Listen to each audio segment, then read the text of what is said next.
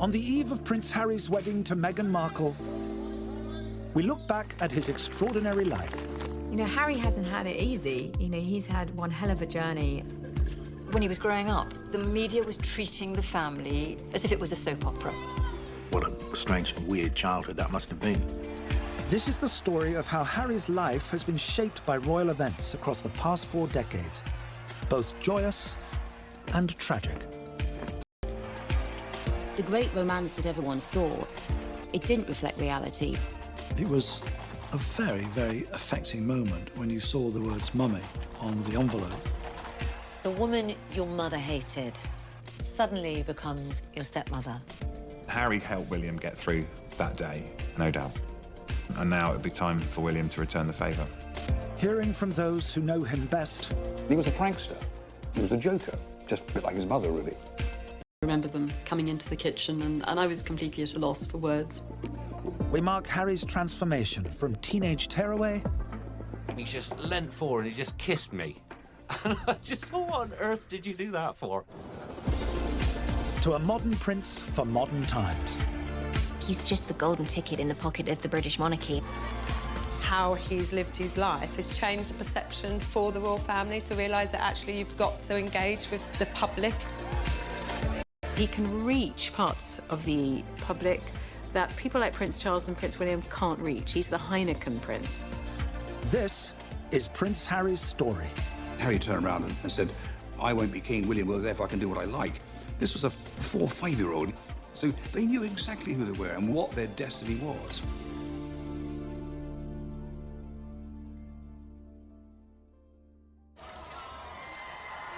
As a new chapter begins in royal history, hip hip hooray! It's a boy! It was at this same London hospital 34 years ago that Prince Harry was born. Prince Henry made his first public appearance just after 2:30. But he'll be known, say his parents, as Harry. When I first heard the name, I didn't like it at all, but I've said it about 20 times now, and I'm quite getting used to it. From that day onwards, Harry's life would be played out in front of a media circus. The trade-off for a royal life of palaces and privilege.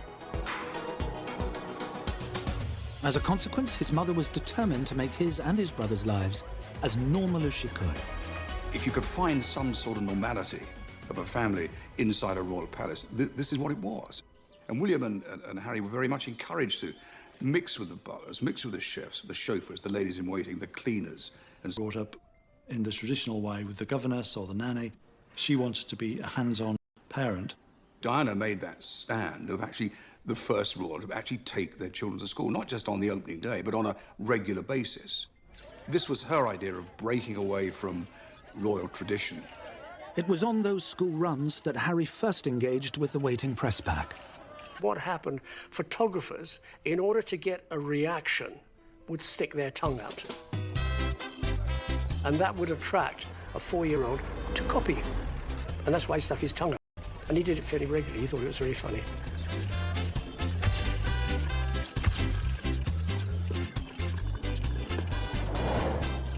And that mischievous streak was just as evident at home. Harry was 4 when I started cooking for the family, and 15 when I left. And I have very vivid memories of being in the kitchen at Kensington Palace. I remember hearing very fast, scampering children's footsteps as Harry tore over the landing and then flew down the stairs towards the kitchen. And on more than one occasion, Harry was trying to escape from his nanny. Quick, help, help, I need to hide. So there were some low-down cupboards, so it was very quick to scoop Harry in and close the door. He didn't always give himself away with his giggles. He was a prankster. You know, he was a joker, just a bit like his mother, really. Diana would always play with the children.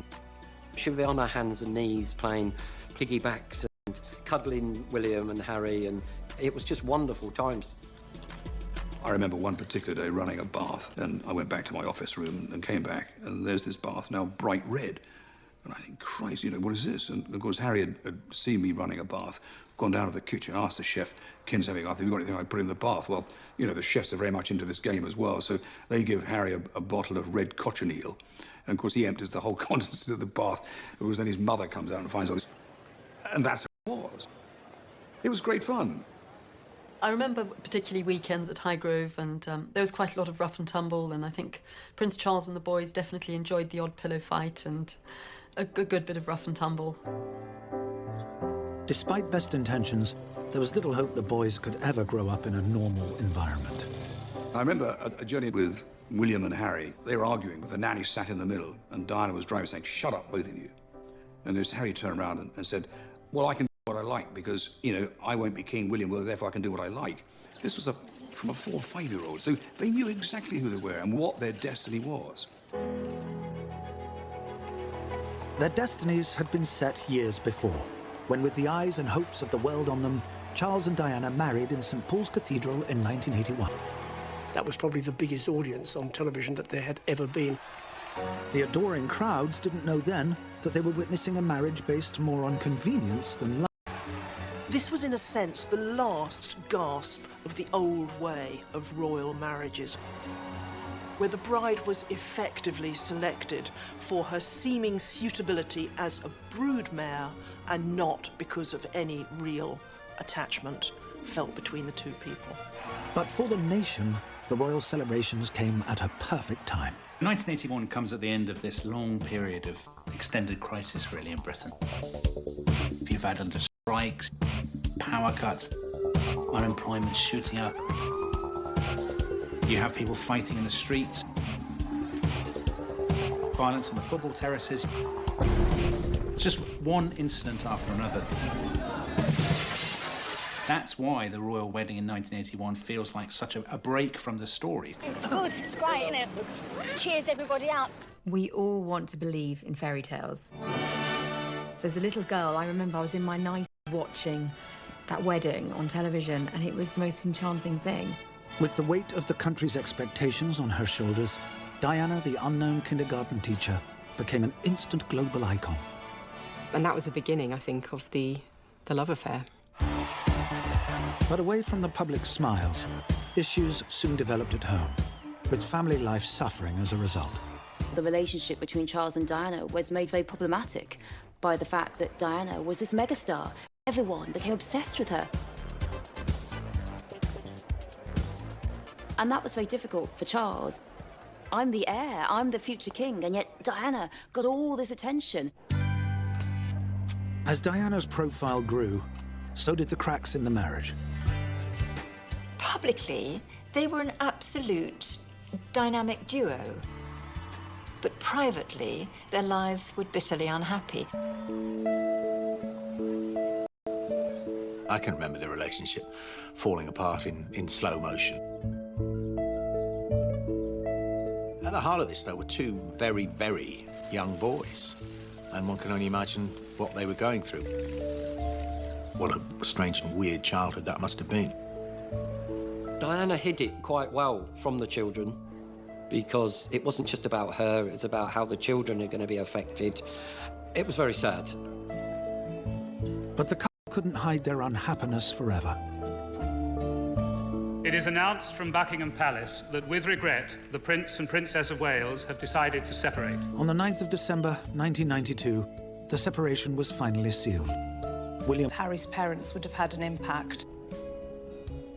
And as a child, you want your parents to stay together and be that unit. And sometimes they get stuck between two warring parents. And all those emotions can take their toll on a child, but sometimes not straight away. These things can manifest themselves over a longer period of time. The separation marked the end of a difficult year for the entire monarchy. It has turned out to be an annus horribilis. It started with the separation of Andrew and Fergie. It was the year that Anne and Mark Phillips also divorced. And to have Windsor Castle engulfed by flames was quite something. Every family has its problems, and the royal family went through a crisis then. All the wheels seemed to be coming off. The War of the Walesers and the bitterness that existed between them characterised the monarchy of the early 1990s. The media was treating the family as if it was a soap opera, and I think we were all lapping it up as if it was a soap opera, forgetting that these were real people with real feelings and lives. and the damage that all of this was doing to the children. After so many interviews that they'd given, so many stories appearing which were negative, not just to themselves but to the monarchy, the Queen intervened and requested that they end this feud and divorce. On the 28th of August 1996, the Queen would get her wish. Charles would become the first heir to the throne in history to divorce.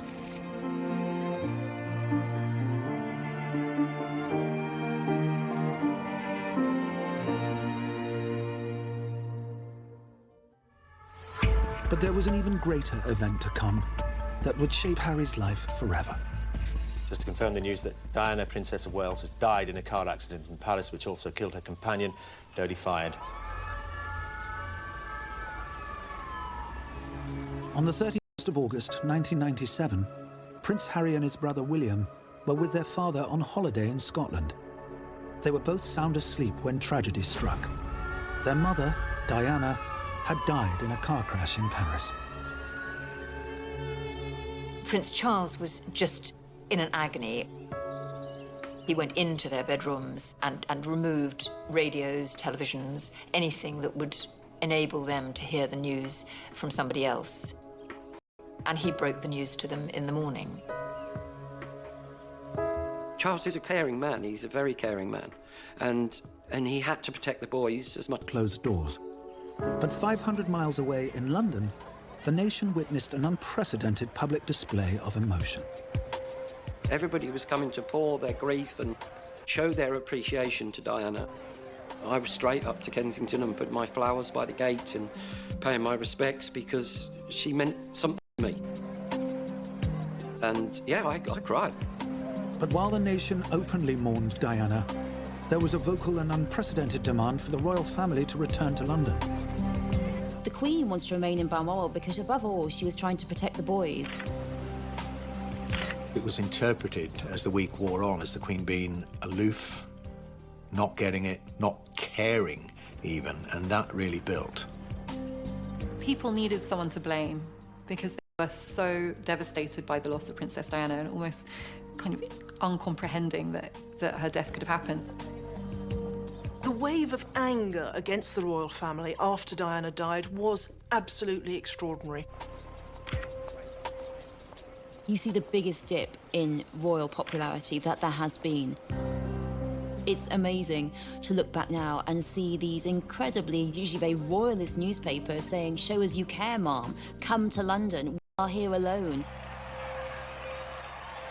Into this vacuum stepped a newly elected Prime Minister. She was the people's princess, and that's how she will stay, how she will remain in our hearts and in our memories forever. Tony Blair was getting all the attention. As a consequence, the royal family rather went down in popularity. When the politicians are very popular, the royal family tend to go down, and when the politicians are very unpopular, the royal family go up. You do tend to see this seesawing. The grief-stricken family, stung by the criticism, made their way to London. I was in London on the day that Prince Charles and William and Harry came down from Scotland and came back to St James's Palace. And I remember vividly Harry coming into the kitchen and jumping up on the seat by the window and just looking at this little boy, wondering how he would even begin to process all that he was seeing and everything that was being thrown at him. But duty demanded Harry do more than just look at the crowds. Charles, William and Harry went to Kensington Palace and they looked at the bouquets that had been left there, and the emotion on their faces, you couldn't mistake it. They were devastated, they were heartbroken. Looking back on it now, I think it was probably rather cruel that they were brought back down to London and had to look at all those flowers, all these people sort of reaching out to touch them. William. Thank you so much. Thank you. Confusing because he was having to absorb other people's pain, yet perhaps repress his own. I think that must have been some of the hardest hours and days and minutes of their whole lives. In front of a watching world, William, aged just 15, Harry, still only 12, had to bury their mother in step with royal protocol. What could be more awful? And have been told by your father and your grandfather, you don't look to the side, you walk in step with me, you don't cry, you walk. I mean, that is brutal. There's an old saying in royal circles, don't wear private grief on a public sleeve, and they didn't. They were probably screaming inside and hurting inside, but they carried that off with such dignity that people even today don't understand how did they do it. I was at Highgrove that evening when they came back from the funeral, and I remember them coming into the kitchen, and I was completely at a loss for words.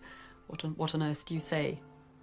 My instinct when I first saw them was to want to give them a hug, but it just didn't seem appropriate. You didn't want to cross any boundaries. It was very difficult. You just wanted to be there to support them in any way that you could. The day of the funeral is the day that all of us remember, but it's all the days and weeks and months after that of learning to live a life without their mother, who played such a massive part in their lives.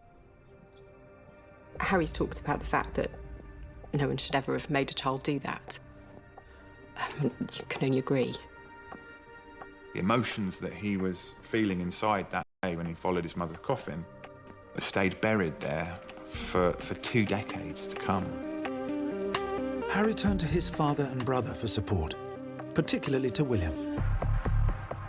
I think when they were growing up, because of the unhappiness within the family, like so often happens, siblings cling together for mutual support.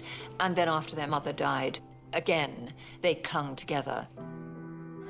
And the two boys were finally awarded some protection from the media during their time at Eton. Following the death of Princess Diana, there was an agreement with the press and the palace that whilst they were in full-time education, the press would leave them alone. Harry was 13 when he became a boarder at the exclusive school. There's all kinds of hormonal changes going on, but add another layer for Harry, and you've got somebody who is also grief-stricken saying, where do I belong? Who am I? How do I feel about me? Went public with his relationship with Camilla Parker Bowles. Camilla was regarded as the woman who had ruptured the fairy tale union of Prince Charles and Diana, or had doomed it from the start by simply being, as Princess Diana put it, the third person in their marriage. Harry might have been conflicted about that. I mean, on the one hand, he may have wanted his father to be really happy. On the other hand, he may have had feelings like a lot of kids have, you know, you're replacing my mum, you're not my mum, and getting his head around that. And I think that's a process, an emotional process that takes time. It was during this time that Harry's teenage problems really began to take root. Harry took to drink in a very big way. I think it was a form of self-medication. He'd had a rough time. An underage Harry became a regular at the Rattlebone Inn, a pub near his father's home at Highgrove.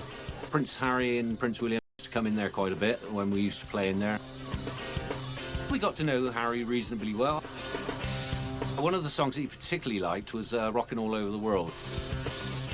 He got up and sang that one with us a couple of times. There was one night I remember, I was halfway through a song and Harry came and stood right in front of my microphone. And he just leant forward and he just kissed me. And I just thought, what on earth did you do that for? But that was just a little bit about, you know, who he was. But the good times were about to come to an end. The prince is said to have smoked cannabis in this outhouse, known locally as the Den. And at one stage, he was barred from the pub for allegedly swearing at a French chef during a fight. The press blackout was over. Harry was front-page news. I do wonder who was there at the time for Harry to give him that structure and those boundaries. Was it Prince Charles? Was it the Queen? Was it the private secretary? Who was there at the time to say, no, Harry, you've gone too far? Harry finished his A-levels and left Eton aged 18. There were real worries. Harry could have gone off the rails completely and just taken solace in a bottle and drugs or whatever. Or he could have just disappeared from the royal scene. In fact...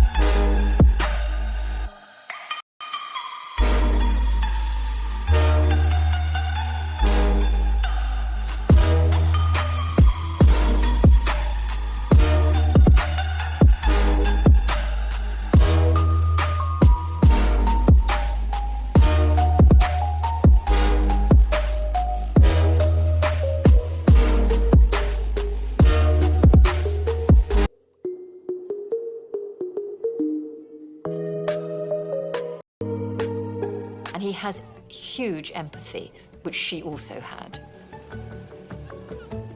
The experience would make a lasting impression on the prince, and he would return in later years to set up the Centre Bali charity, a commitment that would impress those who would work alongside him. I went back with him a couple of years ago, watching him in that space and engaging with those kids. I can say wholeheartedly, observing and listening to Harry when he's out there in that space, it is completely selfless. Harry's efforts would go on to help raise millions of pounds for young people affected by HIV. But in 2004, after he returned from his first visit to Lesotho, he found the press were waiting for him. Anytime he went out, anytime he went to a club, anytime he dressed inappropriately or had too much to drink, well, that ticked the box. That is Party Harry. They would be waiting for him at 3 o'clock in the morning, and he'd had a drink or 5. Then they would chase him in their cars. He had a rough time, actually. He saw these photographers, quite understandably, as the type of people that had harassed his mother and the type of people that had probably led to her death. And worse was to come when Harry was pictured wearing a swastika as part of a fancy dress outfit. All of a sudden, this young lad who, for a laugh, dressed in a Nazi outfit at a party, was being pilloried. And even MPs saying, is he fit to join the British Army? Is he fit to be a royal? This is the story of Prince Harry, from lost child to one of Britain's greatest assets. Told through extraordinary events that transformed both his life and the British monarchy. And in 2005, aged 20, when his life was at a crossroads, another momentous royal event would occur for Harry.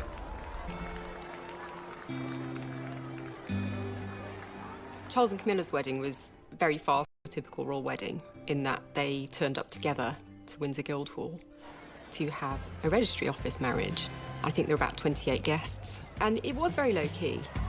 The union represented a constitutional revolution, as it was the first time in history a divorced heir to the throne would remarry. It's a sign of how far the royal family have come and how far as we as a nation have come, that divorce is no longer a dirty word. Remember, when King Edward VIII wanted to marry Wallis Simpson, who was twice divorced with her husbands living, he was forced to abdicate. The Queen did, by this point, welcome this marriage. She didn't attend the civil ceremony, but she did attend the blessing in St George's Chapel, the place where Harry and Meghan will marry. The ceremony may have been low-key, but the wedding represented a huge shift in public opinion. On the pale. But relatively quickly, it's only 8 years. They've kind of dragged it round and they can kind of get married without kind of people looting and pillaging on the street. And the fact that William and Harry endorsed the union underlined this transformation even further. It was on their faces that they absolutely approved of this wedding. They were so happy for their father, because they love their father, and they like him to be happy. Maybe it's a tribute to the relationship between Charles and William and Harry that they've got there. They've worked it out. The marriage of Charles and Camilla paved the way for the marriage of Harry and Meghan. Love really was a valid criterion for royal marriages. It shows how far the royal family have come. But with his father newly married, now more than ever, Harry needed to find somewhere he belonged. In May 2005, Harry entered Sandhurst Military Academy. That's where Harry became a regular person. He was just Harry to everybody else. And that was really what he did, that semblance of normality. The army saved Harry. You learn a lot of skills. You learn authority, leadership, communication skills. It would have taught him everything. And you can see that coming through him as an adult now. He grew up very quickly, and that was lovely to see. He went from that cheeky, mischievous boy to being a man. After 44 grueling weeks of training, Harry was now an army officer. The graduating parade at Sandhurst is in front of the Sovereign, so she always witnesses the graduating parade, but this time it was different because Harry, as the graduating soldier, couldn't help himself but really show his joy at being out there graduating in front of his grandma. The Sandhurst experience had given Harry the confidence he'd been lacking. He was now keen to join his regiment on the front line. Last thing I want to do is have my soldiers sent away to Iraq or wherever like that and To be held back home, twiddling my thumbs, thinking, well, what about David? What about Derek? You know. Clearly, he wanted to deploy on operations. I wanted him to go on operations. After all, he trained for that. Plans were made in 2006 for Harry to travel to Iraq with his regiment, but then news of his deployment leaked. As a result of that, there was some propaganda put out by insurgents that they put a bounty on the prince's head. There are a number of specific threats of a varied nature, some reported and some not reported, specifically aimed at Prince Harry. We came to the conclusion that the risks weren't worth running and that he wouldn't deploy, which of course hugely upset Prince Harry at the time. Frustrated he couldn't join his fellow comrades. If you don't let me go and serve on the front line with my men, with the guys I'm training with, I'm not going to hang about. The problem that I had was to find a method by which he could deploy, which was what led to this rather extraordinary meeting, which I convened in the Ministry of Defence, inviting the editors of most of the major media outlets. A bold and ambitious plan was hatched. Harry would travel to Afghanistan, and the British press would keep the news under wraps. When the agreement was made that we wouldn't report on Harry, I don't think there was a journalist that thought it would work. It was certainly a gamble, because it could have leaked. Harry travelled with his regiment as Captain Wales to the front line without special privilege.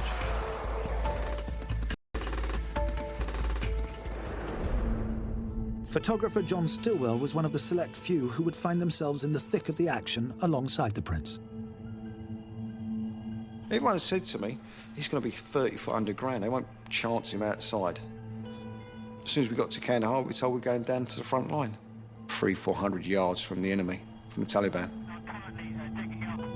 I was looking around thinking, if someone recognises him, a sniper, they could take him out quite easily. No, he was in danger. He was in danger. Against all odds, the media blackout was holding.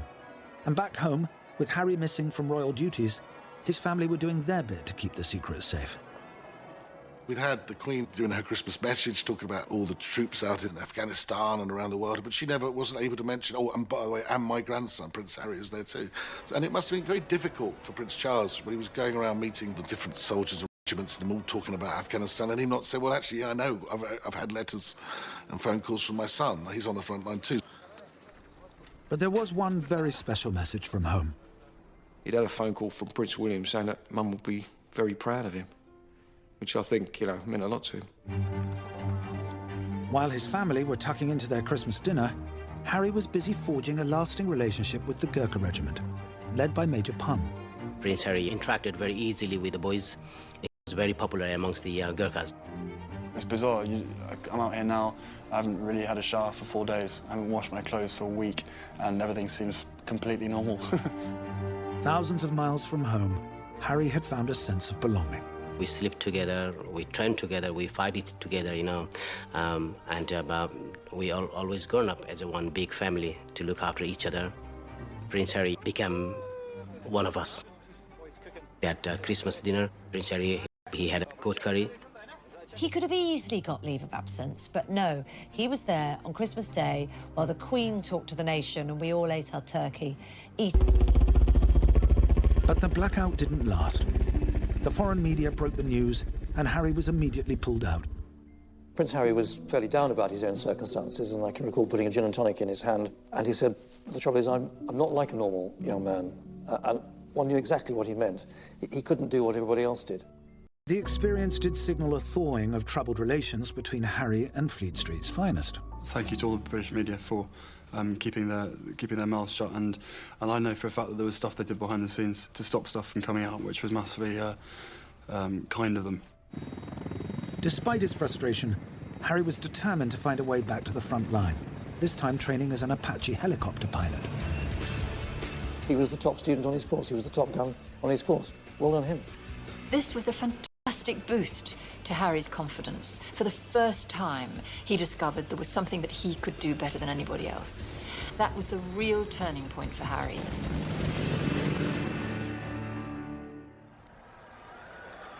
In 2011, an event would occur where the world would see firsthand how much Harry had changed. His brother William would marry Kate Middleton, and the young prince would be his best man. The celebrations couldn't have come at a better time. It's 1981 all over again. In 2011, we've been through this very deep recession after the financial crisis. There was a sense, I think, Britain really needs a bit of a tonic. What better boost for the nation than seeing a middle-class girl from Berkshire marrying the future king? Kate wasn't from the aristocracy. She and William fell in love, you know, and we are of a time, we're in a generation where that means something. The fact that Prince William didn't marry a sort of European princess, but married Berkshire Rose, Kate Middleton, showed the actors in the royal family are now autonomous. Our royals would never submit to an arranged marriage with some horse-faced German princess anymore. On this grand stage, Harry would come into his own. There was a great moment where we saw Prince William and Prince Harry standing together, straightening themselves, knowing that the bridal party had arrived. Harry, looking so dashing in his uniform. Harry helped William get through that day, no doubt. Harry was able to just calm him down, smile.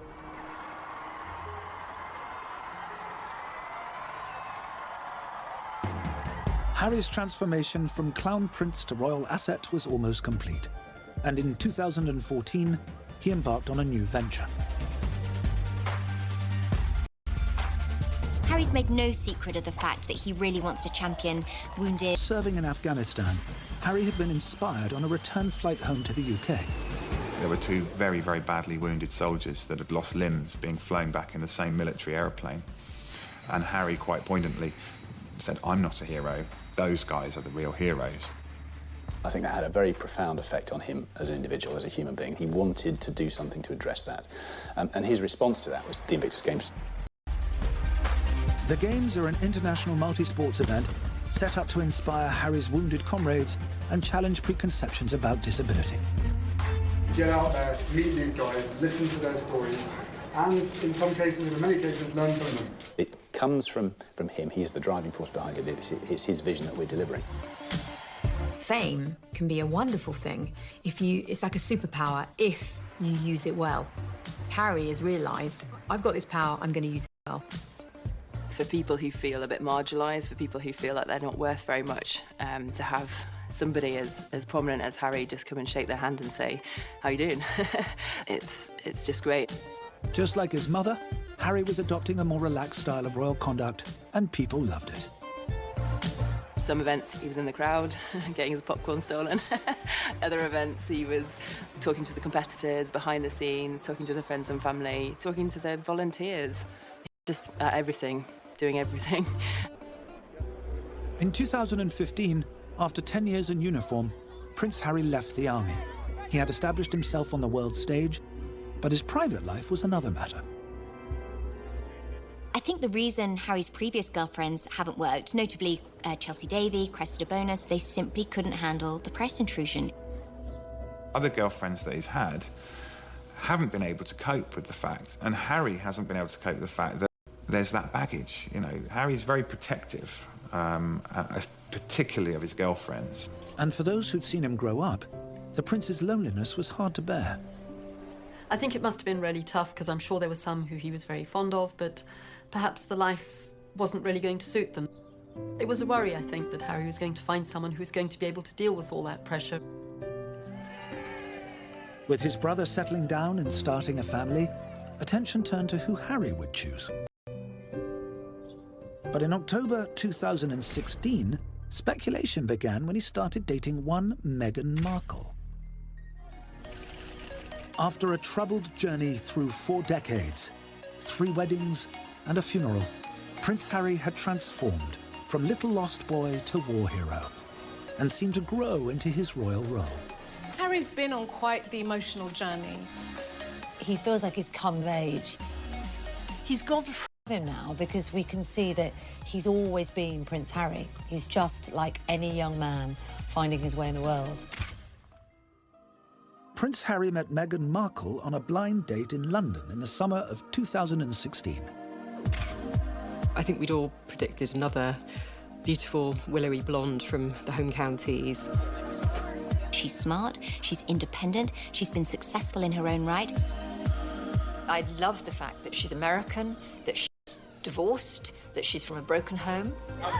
She's mixed heritage, African heritage. She is a black woman. And she's absolutely right for the times. But media fascination with the new relationship soon crossed the line. When the news broke that Prince Harry was dating this biracial American actress who's also divorced, there was a feeding frenzy. The press were climbing into Meghan's house. They were camped on her lawn. They were following her. It was deeply unpleasant. Meghan had been the victim of some of the most horrendous racist attacks. The trolls on social media had been vicious. Fearing another relationship could be ruined by media intrusion, Harry was forced into an unprecedented move, demanding the press pack back off. Harry's statement from Kensington Palace about press intrusion and press coverage of Meghan Markle was impressive. The statement says some reporting has crossed the line with abuse and harassment with racial overtones. He wants to protect this woman who he's in love with. Very sadly, in his own life experience, he's seen the way his mother, how was hounded over the years. You could argue that that's made him oversensitive, but at the same time, you could argue, why wouldn't he step up for the woman that he loves and say, there's the line, don't cross it? So yes, it was a surprise. But I think a lot of people out there thought good on him. The letter seemed to have had the desired effect, as the couple's love blossomed, mostly away from the public eye. The couple had been snapped in an unofficial capacity, having a quick kiss at a polo match, out in London going to the theatre. But everyone was ready to see them step out. I think people were waiting for that official moment. And we didn't have to wait long, as in September 2017, the couple made their first official public appearance at the Toronto Invictus Games. It was just a really wonderful moment. They looked really relaxed together, wearing jeans. She was wearing ripped jeans, something you don't, again, see on a royal engagement usually. Just those small details of intimacy and the way that they behaved around each other and the way they looked at each other. I think, I'm romantic. I like love. Both in and out of the spotlight, the couple announced their engagement. It's an amazing surprise. It was so sweet and natural and very romantic. He got on one knee. There was a lot of touching. She was stroking him, she was gazing into his eyes. They showed how much, they care about each other. They showed vulnerability. It's really nice to see. It was a really nice moment. It was just the two of us, and I think I managed to catch it by surprise as well. So. Yeah. This is Harry and Meghan doing the royal stuff their way. For me, I saw a very modern couple. When the couple made their first official royal appearance in Nottingham to mark World AIDS Day, it was clear the public was falling in love with Meghan too.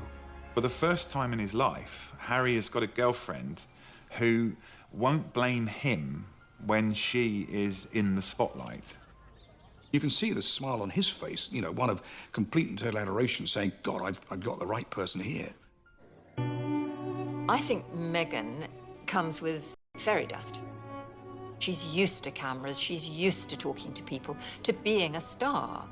Meghan will join Harry in causes close to his heart, including the Heads Together charity set up with William and Kate, dedicated to helping people like the young prince who have struggled with mental health problems.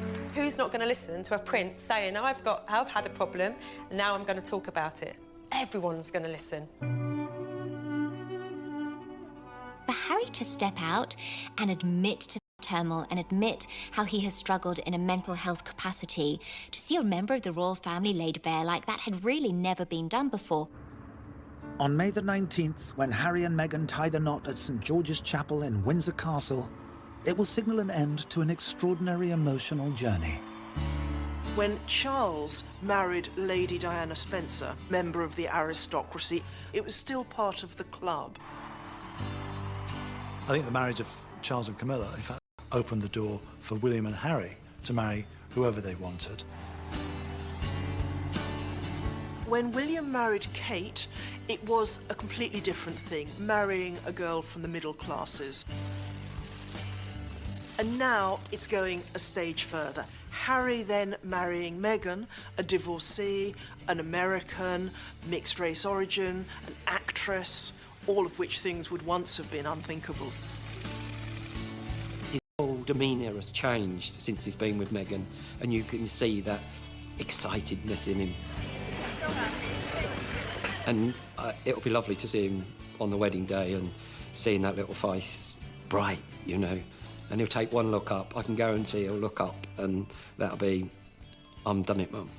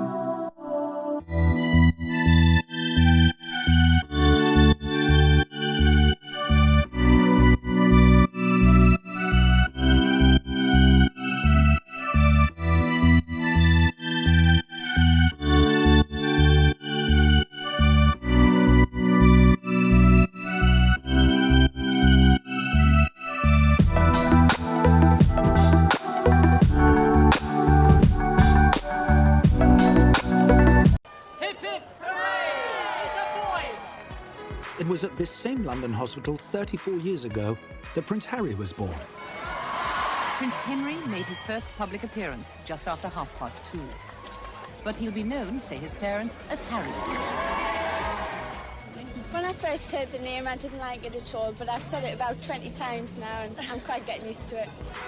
From that day onwards, Harry's life would be played out in front of a media circus. The trade-off for a royal life of palaces and privilege.